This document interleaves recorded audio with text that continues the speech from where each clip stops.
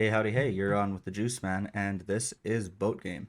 This morning we've got a look at the brand new Tier 7 premium aircraft carrier, the Kaga. Right off the bat, let's look at the commander build. We are running Swatting It Flies, Dark Silhouette, Hidden Threat, Look at Me Now, and we are Legion. Inspiration-wise, we have Raizo Tanaka and Jersey Swirsky. We are running Flight Control Mod 1, Air Groups Mod 2, Concealment System Mod 1, and Air Groups Mod 3.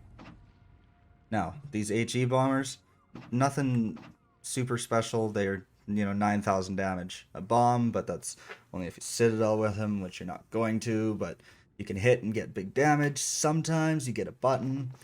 The torpedo bombers. 4 planes per attack unit. 6,568 damage per torpedo. You drop 4 at a time. Very excited about that. Running nice camo and Soccer Empire flag. We've got 54,200 hit points. Planes are made out of paper mache with 2,300 and 2,000 HP respectively, but they go pretty quick. Torpedoes go 50 knots. Bombs have 50% fire chance. Artillery, this is the funny thing. We've got a bunch of 127mm secondaries, but we also have 10 200mm secondaries with AP shells. So those are 200mm armor piercing secondaries. Very funny. AA defense, 69. Nice. We also have fighter planes. Maneuverability, it goes 28 knots. Got a kilometer turning circle. Detectability range, 9.5 by sea, which I like. Armor, it's an aircraft carrier. It's got a little bit of belt armor because it was formerly a battleship. 152 and 120 respectively on that spot. If we knock the torpedo protection off, we can see the whole belt.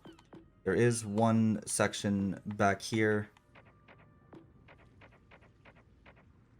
Right here, that's 25mm where those secondaries are, but other than that, it's a carrier. It's not very well armored.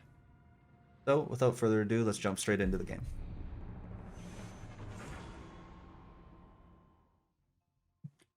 So I've got a game on Hotspot. Now, I'm recording this commentary post as opposed to live.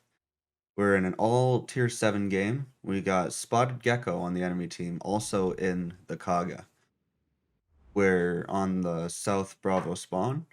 So I'm going to set my autopilot to push up, and I'm going to play like a frontline carrier the entire game.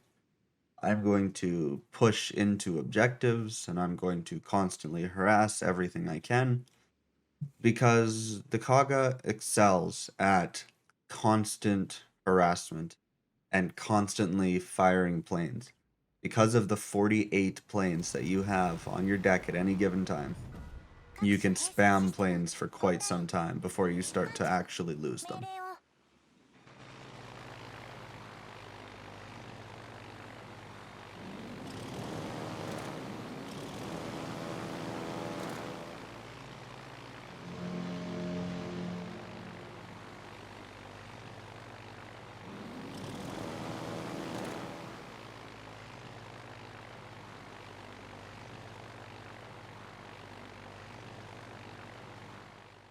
Right away, we're going into scout mode. We're going to push straight over top of the Bravo cap and see if we can't find some targets to throw torpedoes at. We've got spots on the Lenin and the Georgia. My squadron's detected though, and I know my air concealment is lower than the distance to those ships. So as I suggested, there's a destroyer nearby.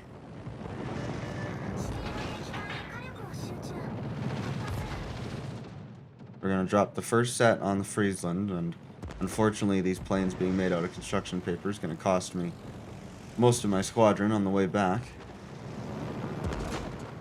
But the one little torpedo that could, I'm going to drop it. We're going to head back to the carrier and grab the bombers. I actually hit that torpedo for 5,467 damage, so not bad. I had a drop later on yesterday against a Bismarck. I hit all 4 torps for 20,000 damage.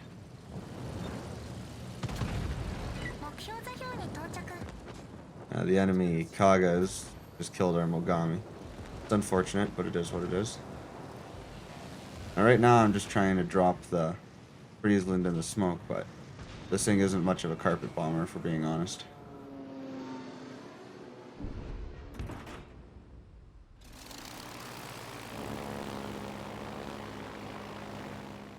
Oh, taking the planes back out. Starting to eye up that Lenin, who's going to be an issue for my team. Now, we have a friendly John Bart who is pushing headlong straight into Lenin, Georgia, and Friesland. Now, under normal circumstances, it wouldn't be super wise to push straight into a destroyer like that. But it's not like Friesland is a torpedo threat to anybody.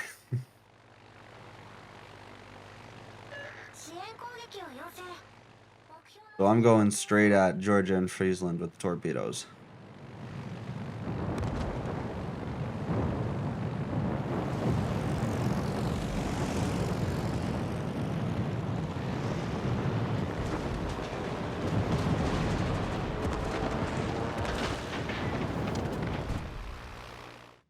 Unfortunately, I didn't quite get a visual on the Friesland when I would have wanted to. So I'm not sure if those torpedoes are going to arm. John Bart kills the Friesland, and I can start farming damage. Because the one destroyer threat on the enemy team is now gone. So, me, with the help from the John Bart, we're going to clean up this side, push straight through it, and start affecting other parts of the map. Now, I know what you're thinking. We're 4 minutes into this game, and I have 5,000 damage. Yeah, just give it a minute. Not a very good carrier player, but I know what I need to do. I know what needs to be done to turn this game around. And that's exactly what I'm going to start doing.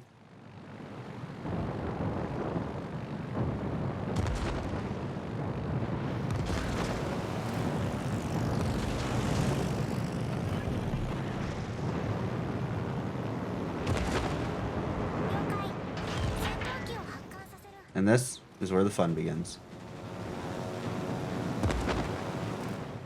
4 torpedoes on a Lenin. And a flood for 20,000 damage. Tirpitz gets the kill on the Lenin with his fire. This is going to be a pretty common theme throughout the duration of this game. And we're ahead by 1 ship right now.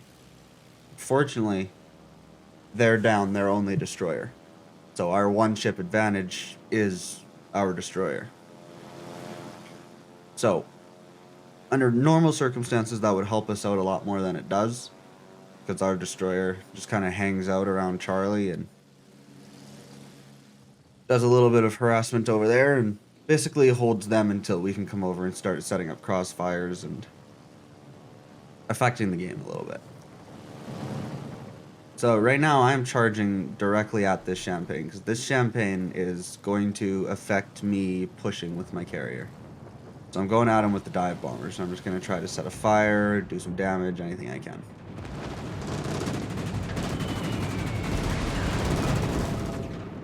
Beautiful hit for next to no damage and no fires.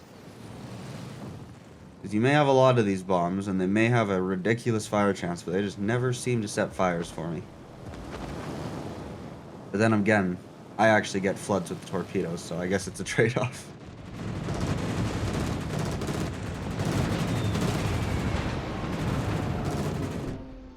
You see that? You see that drop? 3/4 of that reticle was full of champagne, and every single bomb went into the one little spot where there wasn't champagne. Tirpitz gets a diehard against said champagne with a cheeky ram, and now it's time for me to set my carrier to sail straight into the Alpha Cap and start hauling butt towards C and helping out the team over there. Because now it's only our, I believe, Peter Bagrashin and Kaga left over there.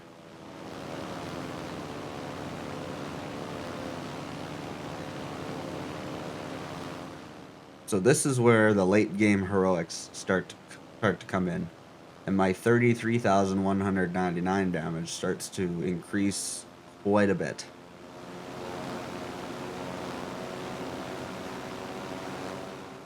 Now, I'm interested in getting a reset off, and I'm looking at this Iowa sitting flat broadside in the cap. And I know if I can set it up just right, take advantage of Iowa's monstrous turning circle, I can put 4 torps into the side of him. The only issue is, Iowa has pretty decent AA, and so does the Lion that's escorting him. Now, right now, we still have quite a lot of planes. We're not hurting for planes. But constantly attacking these guys is going to change that. Now, I'm having a look at this Baltimore as well. With my 1 plane left, it ain't happening. 4 torpedo hits on the Iowa. It's time to go back with the bombers.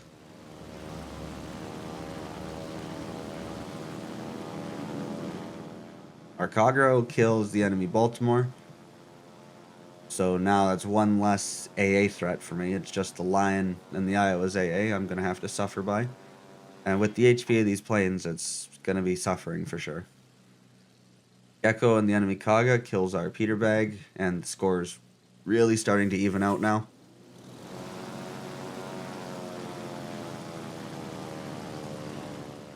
I'm going to hit my plane engine boost, and I'm just going to rip as fast over here as I can.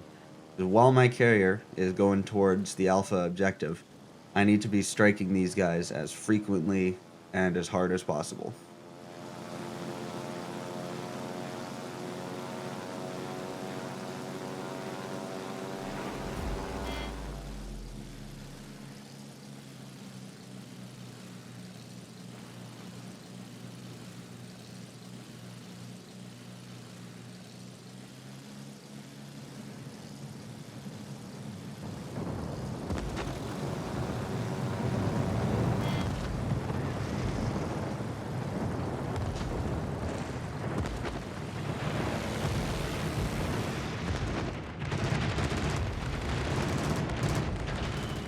Just trying for a little bit of damage and a fire on the Iowa.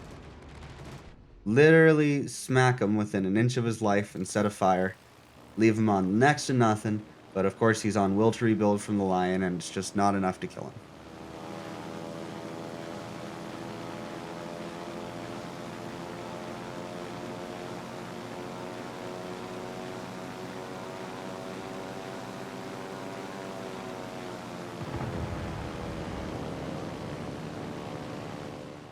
The enemy Iowa kills our Kagero, and this is starting to get a little dicey.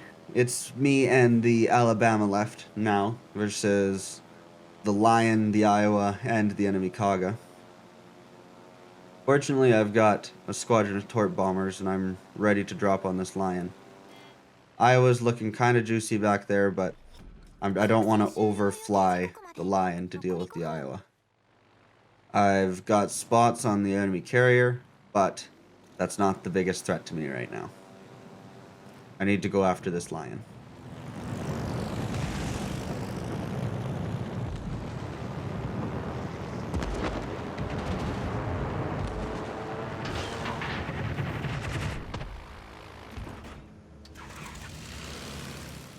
Going back with the bombers, hoping for a flood. We hit 2 torps, cause flooding. Kaga kills Tirpitz right as Tirpitz kills Iowa. Now it's just me and my Alabama, who is on full health, versus a Lion with most of his health who hasn't used his heals.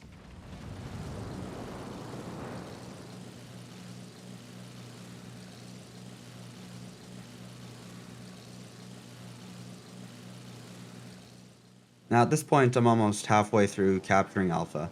I haven't been spotted yet, which is fortunate, but even if I do get spotted, Lion is pretty distracted, and at this point I'm far enough through capping that I will get the cap circle before anybody can get any resets or anything on me. So I'm just going to keep on sailing right through Alpha. Enemy Lion gets a clear sky.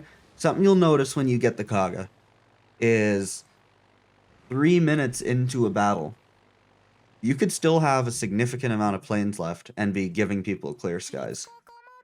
Now, I've just got a solo cap, in an aircraft carrier. A solo cap in a very large aircraft carrier, mind you, which is hilarious. And I'm going to keep on trucking towards Charlie. Because I want to keep this big island I'm flying over. I want to keep this island between me and the enemy line. I'll even play Ring Around the Rosie, Ring Around the Island with them. And I'll just do circles around the island and make them chase me.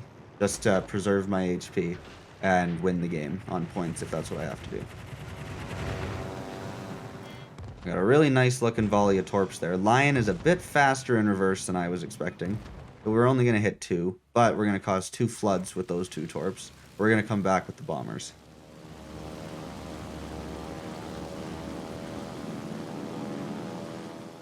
Naturally, 2 floods, Lion hit the damage con.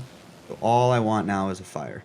So I'm going to pre-drop this squadron just to have them again when I take the next squadron out, because we're starting to run low on planes.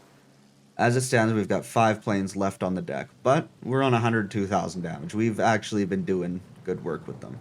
I'm going to throw some fighters down to hopefully deal with those enemy dive bombers while I make the swooping pass on the Lion. I've got 2 planes, 2 bombs to do it with. All I need is a fire. Never lucky. Never lucky. All I needed was a fire. So we're going back with a full squadron of dive bombers.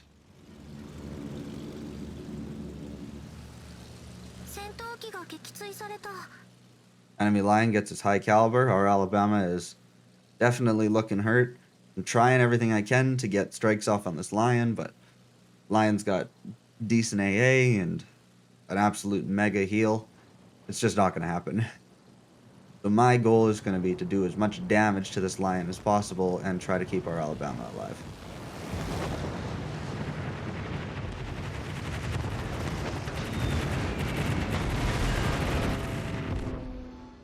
A full 4 hits.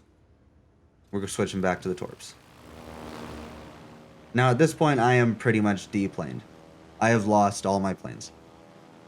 But it's not that big of a deal because we're in the end game. 937 to 625 with less than a minute left. I'm going to do as much as I can with these planes that I have left. And as I get them, I'll be charging towards. Now, our Alabama has just gone down to Gecko and the Kaga. And that leaves us with just me versus the Lion and the Kaga. So I am motoring right now. My strategy is paying off trying to keep the island between me and the enemy Lion. Because right now, even if I got spotted, he doesn't have any shots at me. And they're probably assuming that I'm much further away than I really am. There's no way they're expecting me to be 6 kilometers away from them with my actual carrier. So being a frontline carrier, as long as you can position reliably to get strikes off without them cluing in very quickly to exactly where you are, if you can stay on the move behind your teammates with competent support, you can get more strikes off more frequently. And it absolutely pays off for you.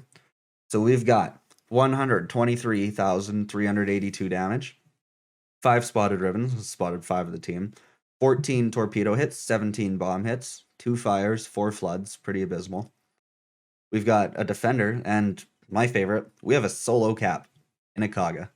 We shot down 2 planes that game because the enemy Kaga didn't really come near me. We're 3rd on the leaderboard, which is pretty good in a carrier with 2,667 base XP. That just goes to show, just because you're a carrier doesn't mean you have to hide at the back of the map. If you have competent support and you can push with your team, it pays off to get into those cap circles that nobody's paying attention to and to get those strikes off faster. So if you liked the video, slap like, slap subscribe, and I will see you in the next one.